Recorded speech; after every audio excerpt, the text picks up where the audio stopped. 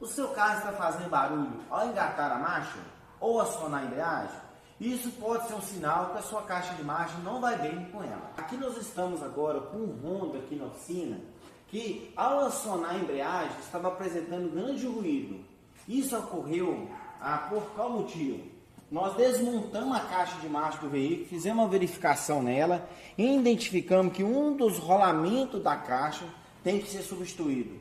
Ele está danificado. Uma coisa simples, barata, e nós vamos estar consertando essa caixa e voltando para o veículo novamente.